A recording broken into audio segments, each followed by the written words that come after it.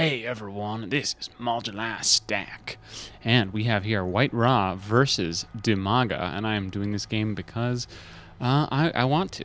I love both of these players, and I just want to see what they've got in store for us today. So, in other news, it is Friday, finally. This does not actually mean I get to stop doing work, but it does mean I get to stop going to class for 2 entire days. Of course, there is the SCRO Reddit weekly tournament tomorrow, the Open.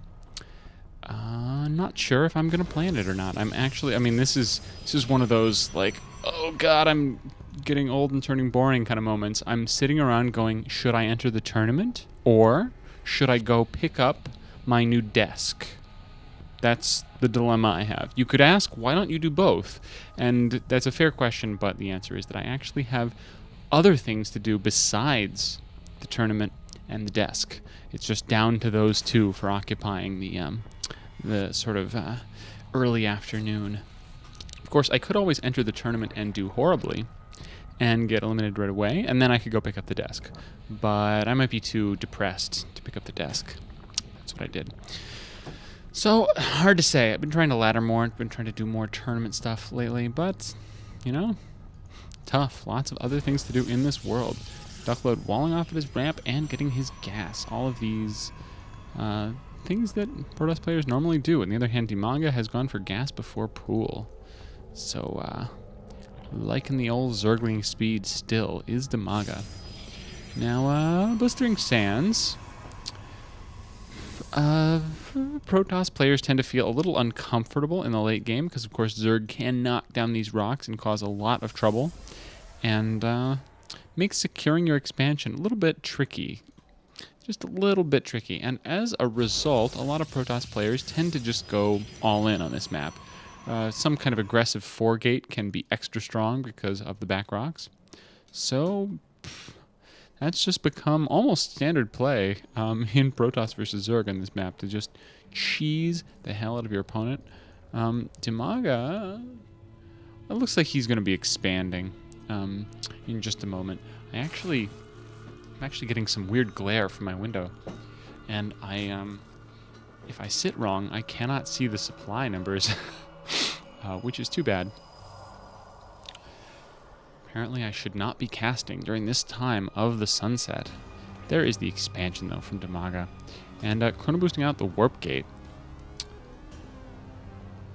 It's looking... okay, second gateway, and I do not see a pylon coming. Oh, there's a pylon right there, but discovered pretty fast by DIMAGA. Pretty nice to see Lings sort of wandering around the map like this, just to spot little issues like that. He is forced to rebuild that pylon at his base, so he's now supply blocked, and as a result, I might expect to see a couple more gateways go down. There's gateway number 3, and there's gateway number 4. And this is looking an awful lot like the old 4-gateway rush.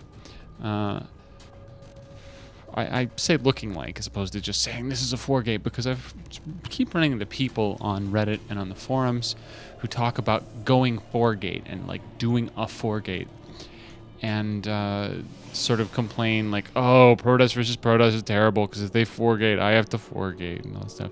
But 4-gate, it's really not one build. There's really a whole bunch of different ways of making 4 gateways. You can get a lot of probes first and make 4 gateways. You make 4 gateways very quickly on a small number of probes. You can chrono boost out warp gate a lot and get 4 gateways. You can get it a little more slowly, etc., etc. But this is a pretty fast 4-gate. And is he going to convert these pretty soon? Okay, but the problem is he does not have pylon out of the map. So it's going to be a little bit trickier for him to begin this assault. But you see he's going to start by warping his units up here and pushing out this way. Okay, so you might want to... oh, wow, that is an aggressive pylon placement. Wow. Yeah, that's a serious pylon placement. And see, DIMAGA is not really prepared for all of these units. He doesn't even have a spine crawler. Roaches are coming out. Production tab, 3 more on the way, but a couple of Lings, 4 Roaches is not really going to be enough to hold this off.